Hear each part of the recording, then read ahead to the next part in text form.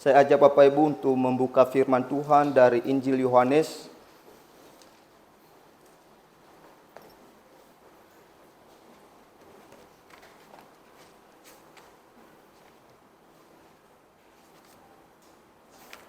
Yohanes pasal 16.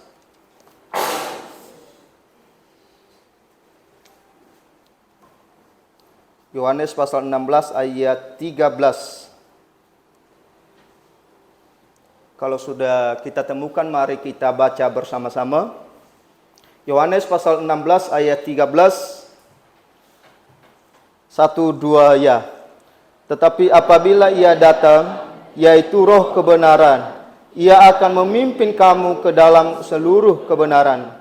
Sebab Ia tidak akan berkata-kata dari dirinya sendiri, tetapi segala sesuatu yang didengarnya, itu yang dan Ia akan memberitakan kepadamu hal-hal yang akan datang. Sekali lagi saya akan membacakan. Tetapi apabila Ia datang, yaitu Roh kebenaran, Ia akan memimpin kamu ke dalam seluruh kebenaran. Sebab Ia tidak akan berkata-kata dari dirinya sendiri, tetapi segala sesuatu yang didengarnya itulah yang akan dikatakannya, dan Ia akan memberitakan kepadamu hal-hal yang akan datang. Amin. Pembacaan firman Tuhan Bapak Ibu. Nah, tema perenungan kita di pagi hari ini yaitu Roh Kudus yang membaharui. Sekali lagi, Roh Kudus yang membaharui. Nah, Bapak Ibu yang saya kasihi, doktrin Roh Kudus ini sangat penting untuk kita pahami Bapak Ibu. Ajaran daripada Roh Kudus ini sangat penting kita untuk memahami. Saat ini begitu banyak gereja-gereja yang salah memahami di dalam ajaran tentang doktrin Roh Kudus ini. Banyak gereja, banyak orang Kristen yang menganggap bahwa Roh Kudus itu hanya sekedar kuasa. Sehingga di dalam praktek-praktek pelaksanaan keliru. Nah, Bapak Ibu yang saya kasihi, begitu banyak gereja yang salah mempraktekkan pekerjaan Roh Kudus ini. Mereka pikir bahwa ketika orang kesurupan di dalam gereja, maka mereka pikir itu bahwa pekerjaan Roh Kudus. Ketika orang tergeletak di lantai, maka mereka klaim bahwa itu adalah pekerjaan Roh Kudus. Nah, ini yang mesti kita perhatikan Bapak Ibu. Kita sebagai orang Kristen, mestinya kita harus mengerti apa itu pekerjaan Roh Kudus. Nah, Bapak Ibu yang saya kasihi, Roh Kudus tidak pernah salah di dalam memimpin orang Kristen.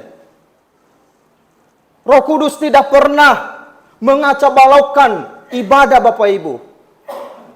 Roh Kudus tidak pernah salah mengarahkan seseorang, orang Kristen. Nah, Bapak Ibu yang saya kasihi, pada COVID tahun 2019 kemarin, ada salah satu pendeta yang mengakui dirinya pendeta. Dia meramalkan, dia menubuatkan bahwa di tahun 2020, bulan Februari, maka COVID ini akan berakhir. Tetapi realitanya COVID semakin berkembang pesat. Tetapi pada akhirnya dengan realita demikian, maka pendeta ini berkata, waduh, Roh Kudus sudah salah memimpin saya. Roh Kudus sudah salah mengarahkan saya sehingga ramalan dan nubuatan saya ini tidak terjadi. Nah, ini adalah klaim yang konyol Bapak Ibu. Ini sesuatu kesalahan yang fatal. Roh Kudus tidak pernah salah di dalam membimbing manusia. Mungkin saja orang tua kita, saudara kita, pendeta, mungkin saja bisa salah mengarahkan. Tetapi ingat bahwa Roh Kudus tidak pernah salah di dalam memimpin kita. Nah, Bapak Ibu yang saya kasihi, Roh Kudus tidak pernah menghendaki bahwa di dalam ibadah harus terjadi kekacauan, tidak. Harus ribut, tidak. Nah, ada salah satu video yang saya pernah tonton Bapak Ibu, di mana salah satu gereja dan pendetanya itu naik di atas mimbar. Lalu dia seperti orang yang kesurupan di atas mimbar itu. Lalu dia klaim itu bahwa pekerjaan Roh Kudus. Sehingga semua jemaat mereka ikut kesurupan. Nah, mereka klaim bahwa itu adalah pekerjaan Roh Kudus. Nah, Bapak Ibu yang saya kasihi, tidak ada pekerjaan Roh Kudus semacam itu, Bapak Ibu. Roh Kudus itu menertibkan ibadah. Membuat ibadah itu tertib. Membuat ibadah itu bisa berjalan dengan baik.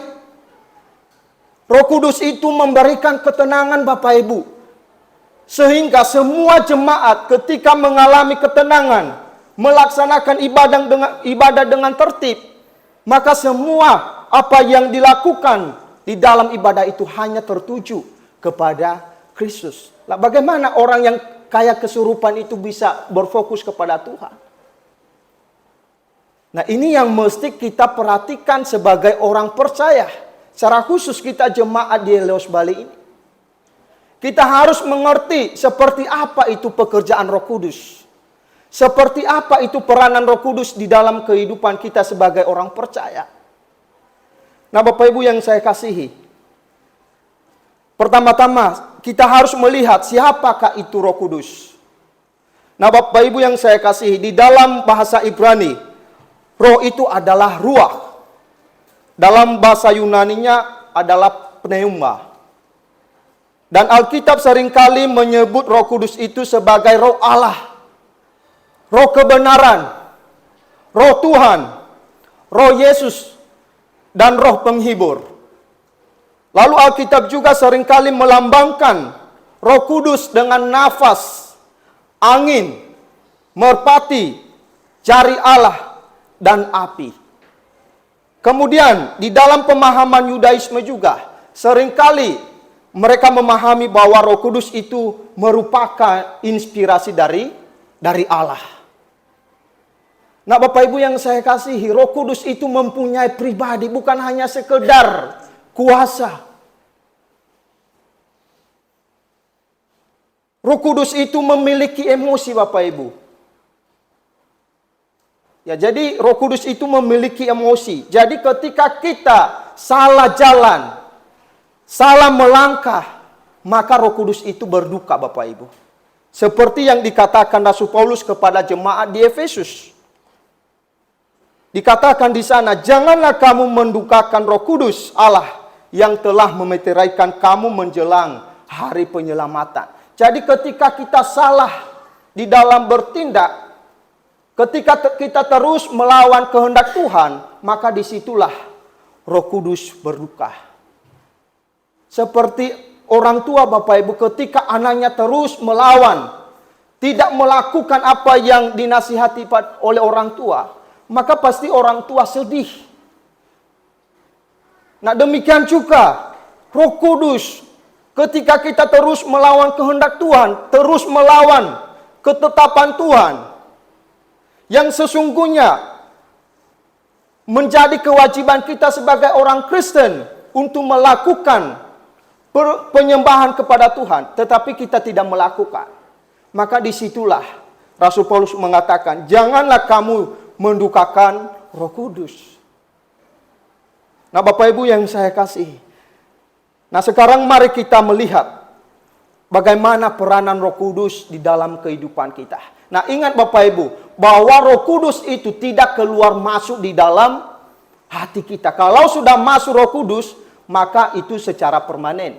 Jadi tidak keluar masuk. Jadi tidak seperti ajaran-ajaran saudara-saudara kita yang mengajarkan bahwa Roh Kudus itu bisa keluar masuk. Itulah sebabnya sebelum memperingati hari Pentakosta, maka mereka mengadakan ibadah 10 malam. Untuk apa? Untuk menunggu pencurahan daripada Roh Kudus. Ini adalah pengertian yang salah. Semenjak kita menerima Kristus, di situ kita menerima Roh Kudus. Jadi tidak keluar masuk Roh Kudus, Bapak Ibu. Jadi kalau keluar masuk Roh Kudus itu gawat, Bapak Ibu. Ya. Nah, jadi mari kita melihat peranan Roh Kudus di dalam kehidupan kita sebagai orang percaya. Yang pertama, yaitu Roh Kudus itu yang melahirbarukan kita sebagai orang percaya. Nah, Bapak Ibu yang saya kasihi,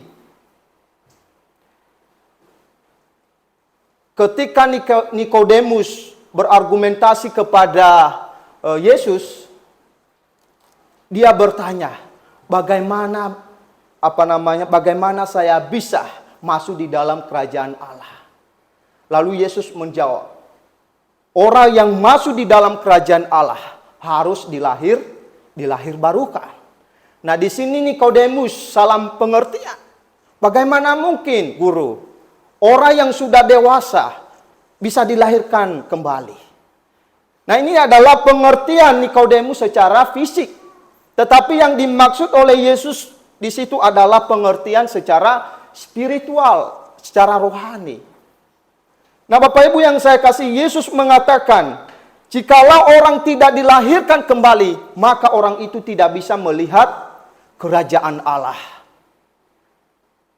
Nah, Bapak Ibu yang saya kasihi, kelahiran secara rohani dan secara jasmani, Bapak Ibu, ini sangat bertentangan. Secara jasmani, secara daging, apa yang dipikirkan oleh daging bertentangan dengan apa yang dipikirkan oleh Roh Kudus. Jadi, ketika sebelum kita dilahirkan kembali, Bapak Ibu, maka tentunya kita tidak pernah memikirkan apa yang menjadi kemuliaan Tuhan. Kita hanya berorientasi pada kepentingan kita sendiri. Apa yang kita lakukan untuk kepentingan kita sendiri. Tetapi setelah Roh Kudus melahirbarukan kita, maka kita bisa melayani Tuhan. Maka kita bisa memuliakan Tuhan. Saya percaya Bapak Ibu, kalau Bapak Ibu belum dilahirkan kembali oleh Roh Kudus, otomatis Bapak Ibu tidak mau masuk gereja pada hari ini. Mendingan kerja, dapat duit. Tetapi setelah kita dilahirbarukan, maka kita mau datang kepada Tuhan. Meskipun itu pagi-pagi banget, kita berusaha untuk datang kepada Tuhan. Ini adalah peranan Roh Kudus di dalam kehidupan kita. Dia yang melahirbarukan kita. Nah, jadi orang-orang yang belum dilahirkan oleh Roh Kudus, Bapak Ibu, itu mustahil untuk mau melayani Tuhan. Maka kita koreksi diri kita, Bapak Ibu. Apakah kita punya kerinduan untuk melayani Tuhan? Punya kerinduan untuk datang kepada Tuhan? Ya, mari kita koreksi. Banyak orang Kristen yang mengaku bahwa saya sudah dilahirkan kembali, tetapi disuruh untuk melayani tidak pernah punya kerinduan.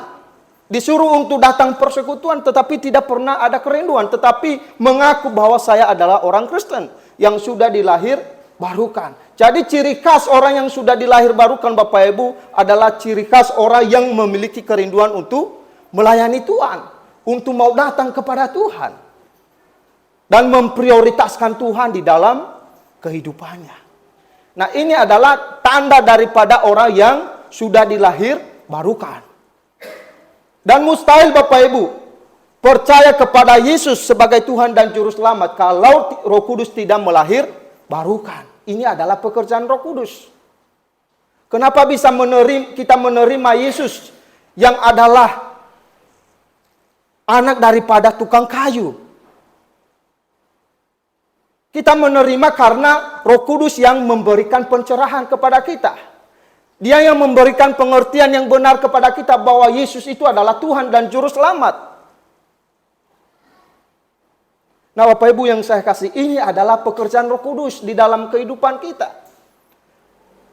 Dan tidak semua orang menerima hal ini, Bapak Ibu. Kalau kita menerima hal ini adalah anugerah Tuhan bagi kita. Maka kita bersyukur, Bapak Ibu, kalau anugerah itu dianugerahkan kepada kita.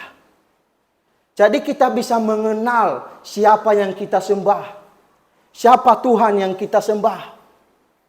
Jadi jangan pikir bahwa semua agama itu menyembah Tuhan yang benar. Tidak. Kita menyembah Tuhan yang benar itu di dalam Yesus Kristus. Meskipun engkau orang Kristen, kalau engkau masih tidak memahami pengertian yang benar tentang imanmu, maka sama aja bahwa engkau belum menjadi pengikut Kristus yang sejati. Jadi pengikut Kristus yang sejati itu adalah orang Kristen yang sungguh-sungguh mengerti imannya kepada Kristus. Dia mengerti siapa yang dia sembah gitu. Lalu yang kedua Bapak Ibu, peranan Roh Kudus di dalam kehidupan orang percaya yaitu sebagai penghibur. Nah, jadi di saat kita lemah, letih, lesu, nah di situ ada Parakletos, ada sang penghibur yang memberikan kita penghiburan. Di saat kita disakiti, di saat kita dicuekin, di saat kita mengalami pergumulan yang begitu berat, lalu seakan-akan kita sudah tidak bisa bangkit lagi, maka di situ ada Parakletos atau Roh Kudus sang penghibur memberikan kita kekuatan sehingga kita bisa melewatinya. Lalu yang ketiga adalah peranan Roh Kudus menyertai orang-orang percaya. Dan juga sekaligus memelihara iman orang percaya. Nah Bapak Ibu yang saya kasihi, tidak dipungkiri bahwa kita ini adalah orang-orang yang seringkali mengalami rintangan, penindasan, ketidakadilan. Di bangsa kita ini Bapak Ibu, kita seringkali mengalami yang namanya ketidakadilan. Beberapa hari yang lalu saya tonton sebuah video di Medan itu terjadi lagi pembubaran ibadah. Nah coba bayangkan Bapak Ibu, kalau Roh Kudus tidak menyertai dan memelihara iman kita, kita bisa saja murtad. Bisa-bisa saja kita meninggalkan iman kita. Tetapi Allah memberikan kita penyertaan melalui peranan Roh Kudus. Sehingga kita bisa terpelihara sampai saat ini. Iman kita bisa terpelihara sampai saat ini. Lalu kemudian Bapak Ibu, peranan Roh Kudus di dalam kehidupan kita sebagai orang percaya, yaitu memperlengkapi orang-orang percaya di dalam melayani Tuhan. Nah, di dalam firman Tuhan, di dalam 1 Korintus pasal 12 di sana dikatakan, Roh Kudus memperlengkapi orang percaya. Ada orang percaya yang bisa berhikmat, mempunyai karunia untuk menasihati, mempunyai karunia untuk menyembuhkan, dan sebagainya. Nah, itu adalah peranan Roh Kudus. Jadi Roh Kudus itu memperlengkapi kita Bapak Ibu. Maka kalau Bapak Ibu bisa melayani saat ini, bisa jadi singer, bisa jadi introitus, pemimpin pujian, dan juga saya bisa menyampaikan firman Tuhan ini. Ini adalah pekerjaan Roh Kudus Bapak Ibu. Jadi ini bukan dari diri saya sendiri. Jadi ini adalah peranan Roh Kudus. Untuk apa? Tujuannya untuk apa? Untuk memuliakan Tuhan. Jadi meskipun kita beda-beda karunia, mungkin kita ada mempunyai karunia yang berbeda-beda, ada yang bisa main musik, ada yang bermurah hati, ada sebagai penerima tamu. Nah, semuanya itu kita lakukan untuk satu tujuan, yaitu untuk kemuliaan Tuhan, bukan untuk diri kita sendiri. Bukan untuk mencari popularitas, tetapi semuanya itu tertuju untuk kemuliaan Tuhan. Jadi sebetulnya Tuhan itu sudah mendesain sedemikian rupa Bapak Ibu, karunia-karunia kita itu. Makanya kalau kita mempunyai karunia, jangan pelit untuk melayani Tuhan, di dalam melayani Tuhan. Kalau sudah dikaruniakan untuk bermurah hati, suka berbagi, ya silakan terus lakukan. Kalau ada karunia untuk menyembuhkan, berdoa sampai 3 jam, itu terus lakukan. Itu adalah karunia. Loh Bapak Ibu jangan pikir bahwa orang yang berdoa sampai 3 jam itu adalah karunia. Mana mungkin ada orang yang bisa berdoa sampai 3 jam. Jangankan 3 jam. 2 menit aja kita berdoa seperti pantatnya ini udah kepanasan. Apalagi kalau berlutut.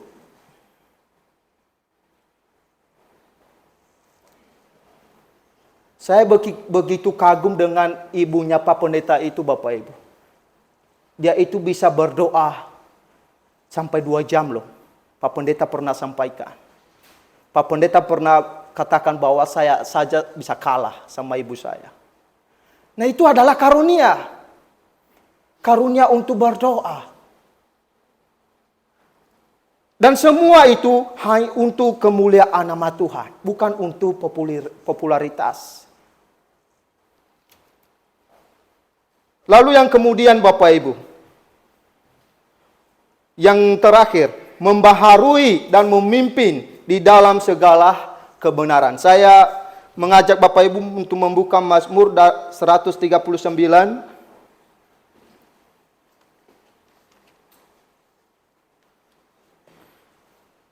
Ayat 23 sampai 24. Mari kita baca bersama-sama Bapak Ibu. 1, 2 ya. Selidiki aku ya, dan kenali hatiku. Ujilah aku dan kenalah pikiran-pikiranku. Lihatlah apakah jalanku sero, dan tuntunlah aku di jalan yang kekal. Nah Bapak Ibu yang saya kasihi, sesuai tema kita pada hari ini, bahwa Roh Kudus itu membaharui dan memimpin kita di dalam segala kebenaran. Di saat kita salah arah,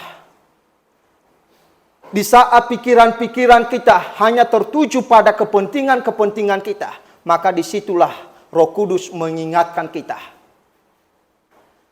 Di saat kita salah melangkah, di saat kita udah mulai bermalas-malasan untuk datang kepada Tuhan, maka disitulah Tuhan mengingatkan kita, memimpin kita ke jalan yang benar.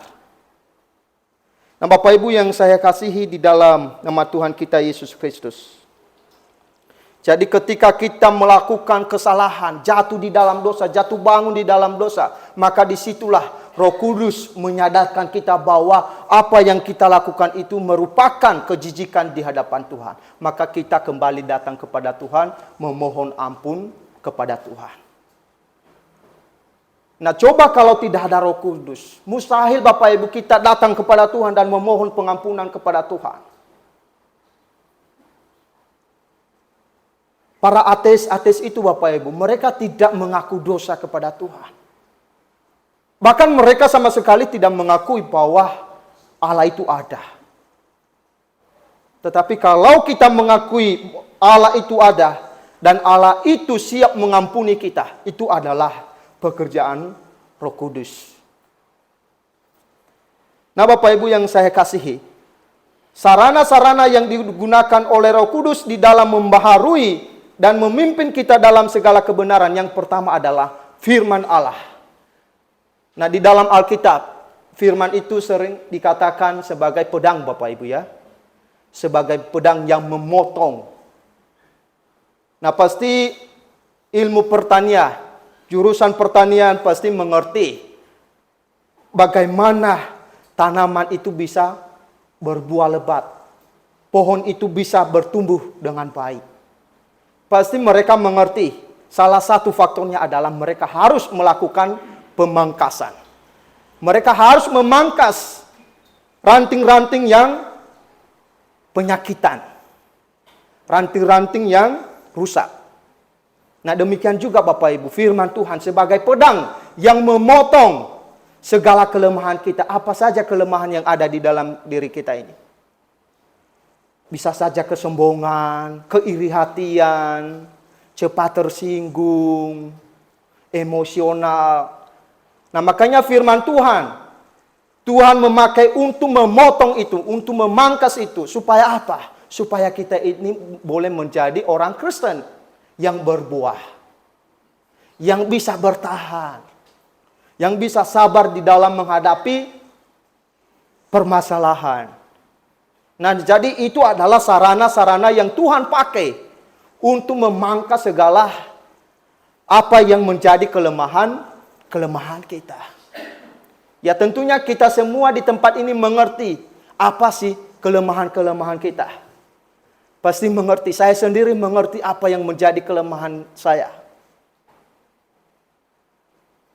Tapi yang lebih ironisnya, kalau kita tidak mengerti kelemahan kita, kalau kita sering menganggap diri, saya sudah di posisi yang benar, jadi tidak ada orang yang bisa membaharui saya sudah ada di posisi yang benar.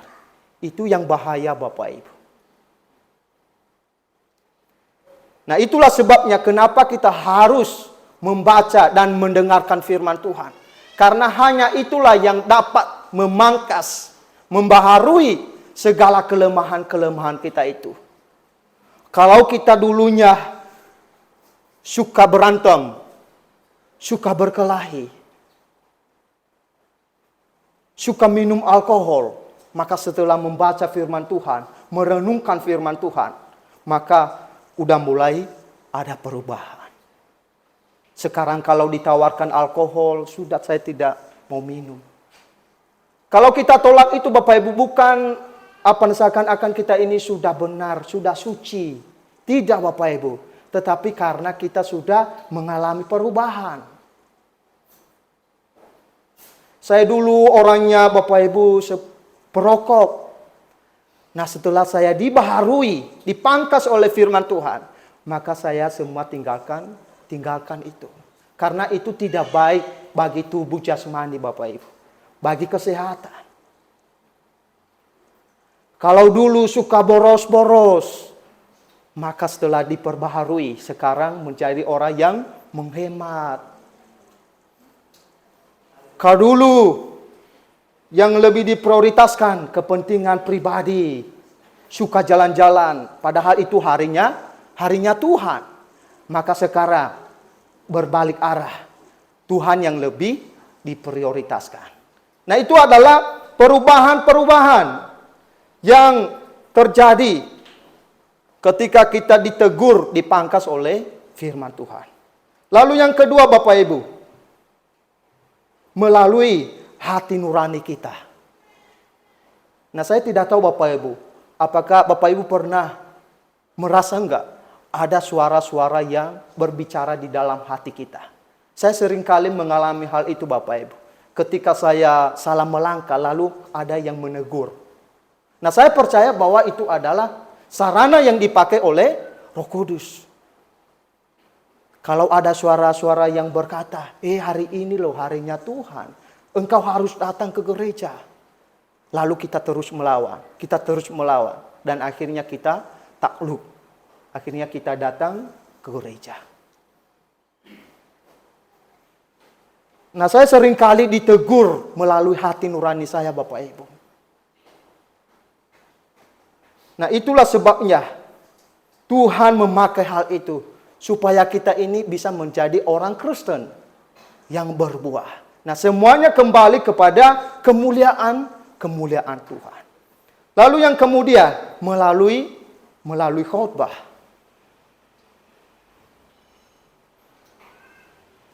Ya Bapak Ibu yang saya kasihi. Pentingnya kita mendengarkan firman Tuhan melalui seorang pengkhotbah. Jangan lihat pengkhotbahnya, tetapi lihat firman yang disampaikan.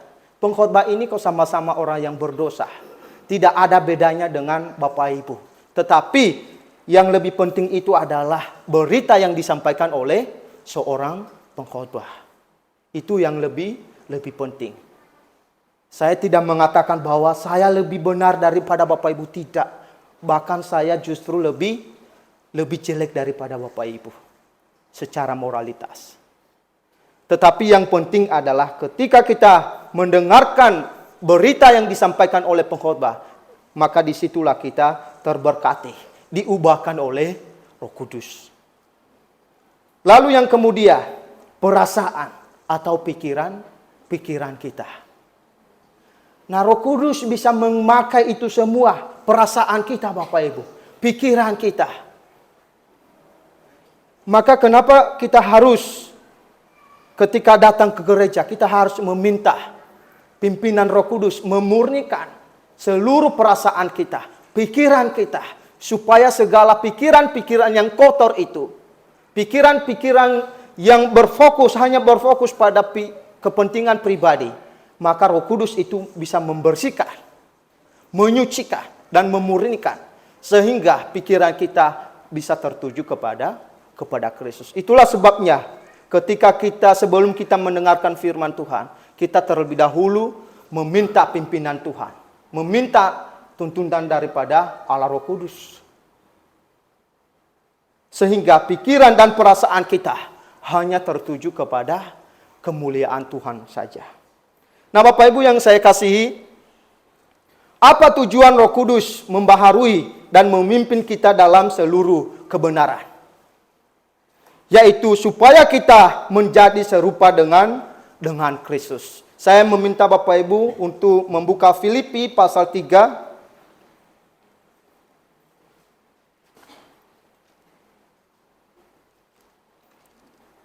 Filipi pasal 3 ayat 10.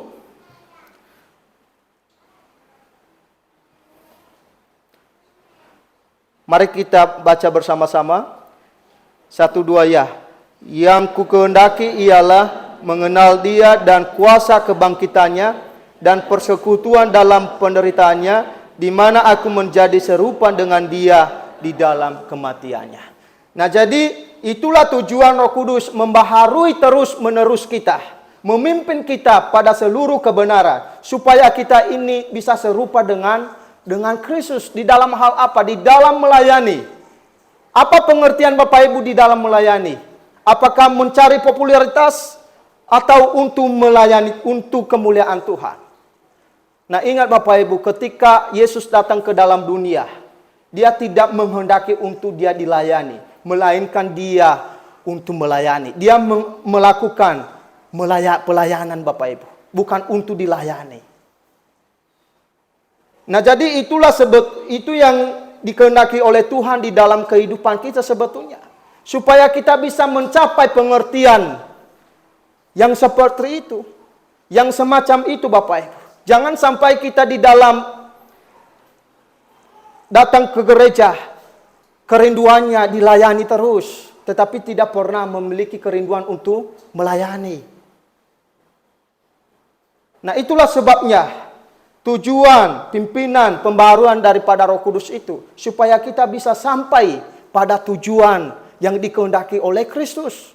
Supaya kita ini menjadi orang yang mempunyai kerinduan untuk melayani, bukan hanya untuk dilayani saja. Nah, Bapak Ibu yang saya kasihi, lalu yang kedua, mengerti dengan sungguh kehendak Tuhan. Di dalam Roma pasal 12 ayat 2 dikatakan di sana Bapak Ibu, janganlah engkau serupa dengan dunia, berubahlah oleh pembaharuan budimu, sehingga engkau mampu membedakan mana kehendak Tuhan dan mana kehendak manusia, sehingga kita berkenan kepada Allah dan sempurna. Nah, Bapak Ibu yang saya kasihi, itulah peranan Roh Kudus di dalam kehidupan kita, membaharui kita, supaya kita ini sungguh mengerti kehendak Tuhan di dalam kehidupan kita.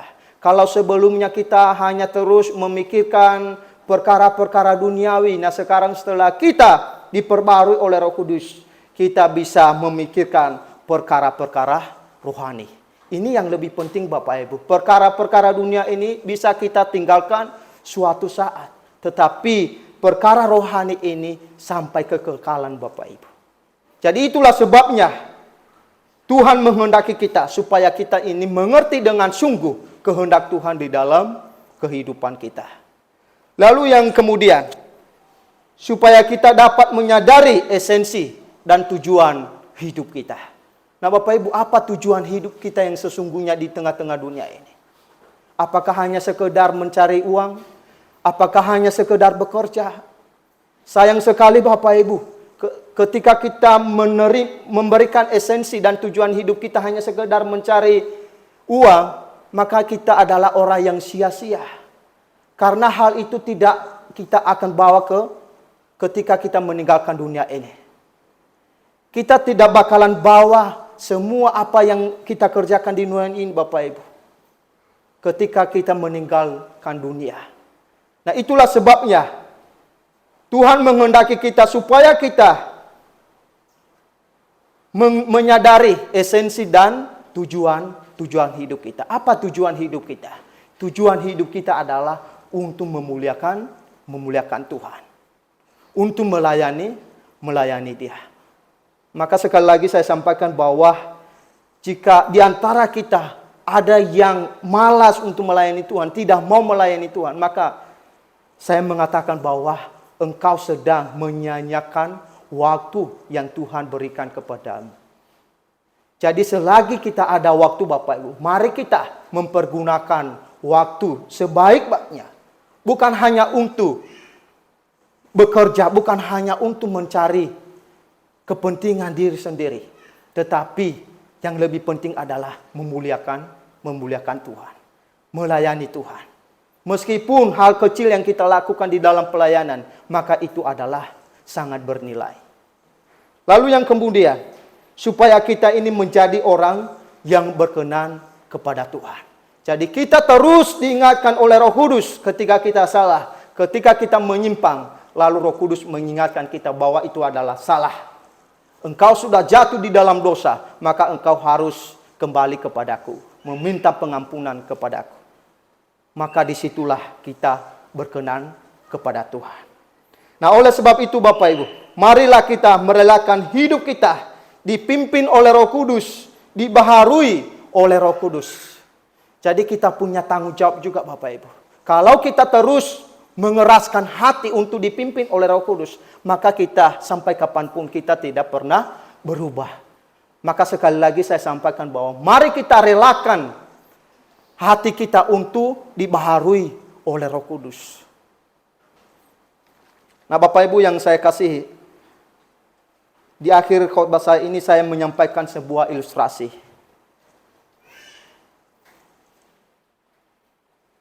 Ini ilustrasi ini Bapak Ibu mengenai anak SD kelas 6. Di mana anak SD ini mengikuti ujian agama. Nah, sang guru memberikan soal kepada anak SD ini. Di dalam soal itu dia memberikan 2 pertanyaan. Pertanyaan yang pertama, tuliskan apa yang engkau tahu tentang Tuhan. Lalu pertanyaan yang kedua, tuliskan apa yang engkau tahu tentang iblis. Nah, ibu guru ini memberikan durasi waktu selama 30 menit. Lalu anak ini mengerjakan begitu giat. Dia mengerjakan pertanyaan yang pertama tentang pengertiannya tentang Tuhan. Dia mengerjakan sehingga hafaznya itu bolak-balik Bapak Ibu. Tetapi waktunya sudah habis, sudah mau habis. Lalu sang guru ini mendekati anak SD ini. Satu lagi pertanyaan yang belum engkau jawab. Lalu anak SD ini jawab dengan satu kalimat. Ibu, saya tidak mempunyai waktu untuk iblis. Kaget juga guru ini. Nah Bapak Ibu, apa yang kita ambil daripada ilustrasi ini? Ketika kita berorientasi kepada Tuhan, ketika kita terus memikirkan pelayanan-pelayanan, kita terus berfokus kepada Tuhan, maka waktu kita untuk bermain-main, untuk mencari hal-hal yang tidak penting, itu tidak ada Bapak Ibu. Ketika kita asik kepada Tuhan, asik melayani Tuhan, maka sebetulnya kita tidak ada waktu lagi untuk kompromi dengan diri sendiri, kepentingan sendiri. Apalagi kompromi dalam dosa. Pergi sana sini, untuk apa? Untuk memuaskan kedagingan. Nah jadi dari ilustrasi ini Bapak Ibu, mari kita belajar. Mari kita memberikan waktu kita kepada Tuhan. Berfokus kepada Tuhan. Biarlah kita menjadi orang Kristen yang dipakai oleh Tuhan untuk kemuliaannya. Yang diperbaharui oleh Tuhan untuk kemuliaannya. Yang dipimpin oleh Tuhan untuk kemuliaannya. Biarlah melalui kebenaran firman Tuhan ini mampu menolong kita di dalam kita menjalani kehidupan kita. Mari kita berdoa. Terpujilah Engkau Allah kami yang hidup,